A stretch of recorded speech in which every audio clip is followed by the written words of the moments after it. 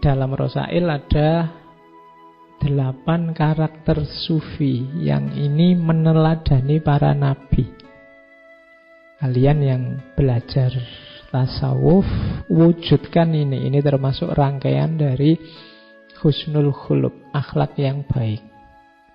Sufi itu punya 8 ciri. Yang pertama, cirinya Nabi Ibrahim, yaitu murah hati. Nabi Ibrahim itu kan dikenal pemurah. Orang minta apapun akan dikasih. Bahkan ada cerita Nabi Ibrahim itu tidak pernah makan malam sendirian. Begitu dia mau makan malam, kok tidak ada temannya, dia akan keluar rumah nyari teman. Mungkin minta tetangganya untuk menemani. Jadi beliau ini sangat pemurah. Jadi ciri sufi yang pertama murah hati. Sufi kok pelit? Ya wis tidak usah dicari lagi teorinya, ya mesti bukan sufi. Jadi sufi itu murah hati. Kenapa sih sufi itu bisa murah hati? Karena dia sudah tidak terikat lagi dengan dunia. Jangankan ada orang minta, orang tidak minta pun kadang-kadang kalau beliau mau, ya hartanya dibagi-bagi, dikasihkan siapa yang ingin. Jadi ciri pertama itu. Ciri kedua, cirinya Nabi Ismail, ridho. Sufi itu selalu ridho, selalu menerima, selalu rela apapun ketetapan Allah atas dirinya. Tidak ada sufi kok mengeluh, sambat. Kalau kita kan terbiasa mengeluh. Jangankan dapat musibah, hujan aja kan kita mengeluh. Panas juga mengeluh. Itu malaikat yang ngurusi cuaca mesti bingung. Ini menungso, ini dikasih hujan sambat, dikasih panas sambat, musim kemarau sambat, musim penghujan sambat. Kalau Nabi Ismail ridho. Jangankan apa yang dimiliki, bahkan nyawanya sekalipun, kalau oleh Allah diminta, diberikan ikhlas. Kan kisahnya Nabi Ibrahim dapat wahyu untuk menyembelih. Dan Nabi Ismail tidak pakai mendebat bapaknya. Kalau kamu mungkin kamu ajak debat, itu Allah beneran apa? Apa buktinya? Itu mesti gitu. Kalau tidak bisa ditak, kamu mesti nawar. Tapi kalau Nabi Ismail tidak. Nabi Ismail ngerti bapaknya Nabi, ya, terus kalau memang itu perintahnya Allah, ya silahkan. Ya meskipun tidak bisa ditiru. Besok bapakmu tiba-tiba, aku tadi malam mimpi. Bapakmu bukan Nabi. Tapi ini pelajaran untuk ridho sebenarnya. Apa yang menimbamu, terimalah, ikhlaslah. Jangan banyak mengeluh. Jadi sufi berarti ridho. Tidak ada sufi kok protes, komplain. Ya Allah, aku sudah capek-capek berdoa, kok tidak dikabul-kabulkan. Tidak ada begitu sufi. Sufi selalu ridho. Yang ketiga, cirinya Nabi Yakub, sabar. Nah, ini kalian semua sudah tahu cerita kesabaran seorang Nabi Yakub. Dari orang konglomerat kaya raya, akhirnya jatuh miskin. Anak-anaknya meninggal semua, istrinya meninggalkan dirinya semua, tinggal satu. Terus beliau kena penyakit parah yang baunya luar biasa sehingga harus diasingkan dari masyarakatnya. Tapi beliau sabar. Jadi sabar berarti kayak ridho tadi, tidak mengeluh, menerima semua yang ditimpakan Allah pada dirinya. Itu Nabi Yakub. Oke, yang keempat, cirinya sufi. Ini penting, yang keempat ini katanya Imam Junaid apa? Mampu berkomunikasi dengan bahasa isyarat. Sufi itu punya banyak rahasia karena mereka ma'rifat, ngerti macam-macam. Ada banyak hal yang tidak harus disampaikan begitu saja pada masyarakat, nanti banyak mafsadatnya. Maka sufi harus pinter-pinter berkomunikasi dengan bahasa simbol-simbol. Yang semacam ini pelajaran dari Nabi Zakaria. Jadi Nabi Zakaria itu tidak punya anak sampai usia 90-an. Kemudian berdoa, saking sabarnya berdoa akhirnya dikabulkan oleh Allah ya di usia 90-an itu. Sudah sama-sama tua. Istrinya juga sudah sangat tua. Begitu oleh Allah dibilang, kamu akan aku beri anak. Kan Nabi Zakaria terus tanya, buktinya apa? Buktinya adalah engkau ketika nanti berkomunikasi dengan masyarakatmu, kamu tidak bisa ngomong biasa semacam ini, tapi dengan kode-kode, dengan rumus-rumus. Illa romza.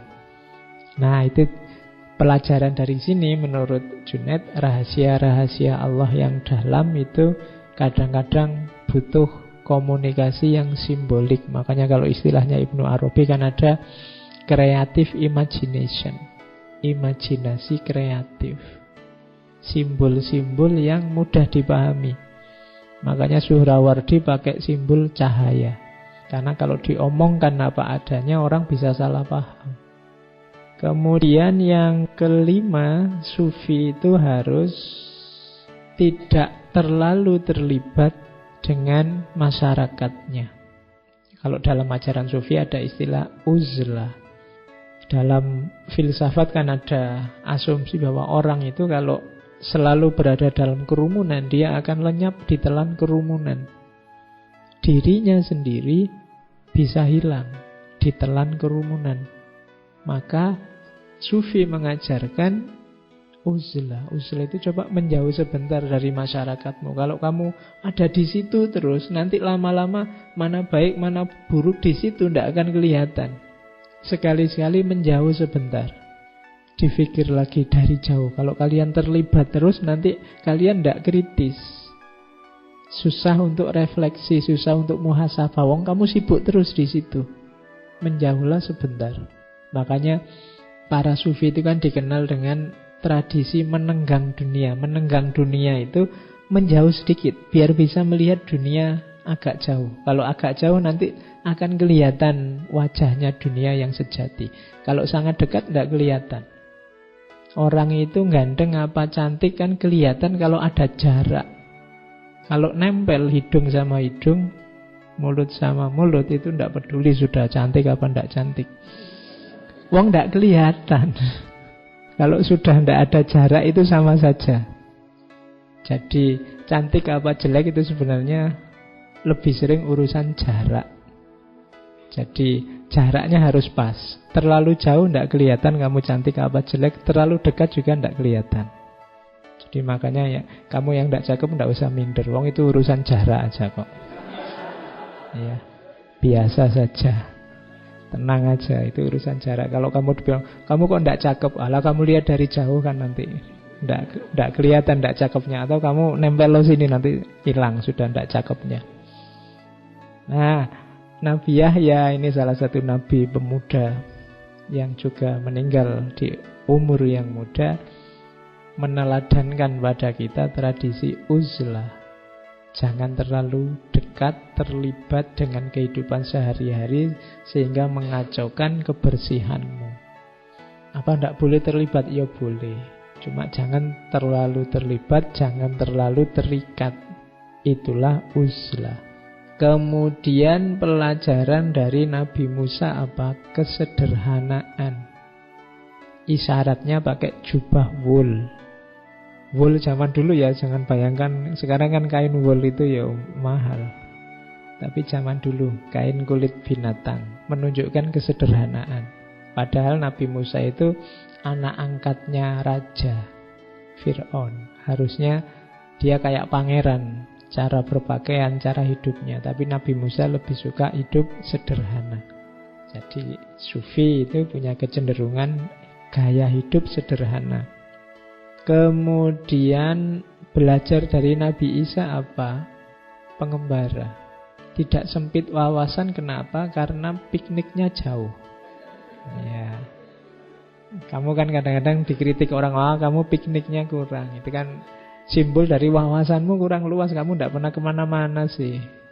Yang kamu baca cuma itu. Masa liburan kayak gini malah ngaji. Iya. Mbok yo kalian itu rekreasi kemana biar ngerti macam-macam. Nabi Isa itu kan kalau dibaca sejarahnya kan beliau kemana-mana sama muridnya, jalan kemana, menuju kemana. Itu kalian tiru biar wawasannya luas, biar ngerti macam-macam. Kalau modalnya besar ya sana keluar luar negeri, sana ngerti orang-orang di sana ngapain, orang dari luar pulau ngapain, dari luar kotamu ngapain, kan itu. Biar wawasanmu luas, biar tidak sempit. Oke, kalau kamu bisa memberi manfaat dan kamu pengembara, kemanfaatanmu kan bisa dirasakan lebih luas. Kalau kamu hanya sempit saja, ya kemanfaatanmu tidak bisa luas. Jadi jadilah pengembara. Para ulama zaman dulu kan gitu, hobinya kemana-mana. Kadang-kadang mencari satu hadis saja itu bisa jalan kaki sebulan. Ketemu ulama siapa, ketemu ulama siapa. Para ilmuwan zaman dulu ada tradisi namanya rihlah ilmiah. Rihlah ilmiah itu ya perjalanan untuk mencari ilmu. Tapi ini perjalanan untuk belajar ya. Kalau sekarang kan ada studi banding. Harusnya studi, tapi kan lebih banyak jalan-jalannya. Nah, pengembara. Dan yang terakhir apa yang katanya Imam Junaid jadi cirinya sufi? Ini kita pelajari dari Rasulullah, Nabi kita. Apa? Rendah hati. Jadi Rasulullah itu dikenal Nabi yang rendah hati, tidak sombong, tidak meninggi-ninggikan dirinya. Itu ciri utama harusnya yang diteladani umatnya. Padahal penyakit besar kita hari ini kan banyak di antara kita yang kebalikannya rendah hati, apa? Tinggi hati. Merasa diri paling benar, merasa diri paling cocok, paling lurus, paling manfaat. Nah, itu berarti kita tidak meneladani Rasulullah. Bahkan Rasulullah itu karena tawaduknya pernah bilang sampai la tusayyiduni, jangan kamu sayyidkan aku. Itu sebenarnya ekspresi tawaduk ya, meskipun kita sebagai umatnya ya tetap menghargai beliau. Jadi ekspresi ketawaduan. Ajaran Islam itu kan banyak mengajarkan tawaduk. Sebagai tamu kita disuruh ad-dhaif kal mayyit. Nah, kita posisinya kayak mayit, itu tawaduk. Tapi sebagai tuan rumah kita disuruh tamu itu perlakukan kayak raja. Kamu tidak usah tanya, lu tamu itu harusnya kayak raja apa kayak mayit, Pak? Kalau kamu sedang bertamu, posisikan dirimu kayak mayit. Diapakan saja sama tuan rumah, dikasih apa saja, disuruh apa saja, manut. Tapi kalau pas kamu sebagai tuan rumah, jangan merasa bahwa kamu tamu berarti harus kayak mayit ini. Tidak. Kalau kamu tuan rumah, ilmunya tamu itu perlakukan kayak raja. Ini sebenarnya contoh sering saya bilang ya, nasihat itu, pepatah kebaikan itu dilihat konteksnya. Ini untuk siapa, kapan. Oke, jadi itu sifatnya sufi. Saatnya kita muhasabah, kita punya enggak kualitas-kualitas ini dalam diri kita.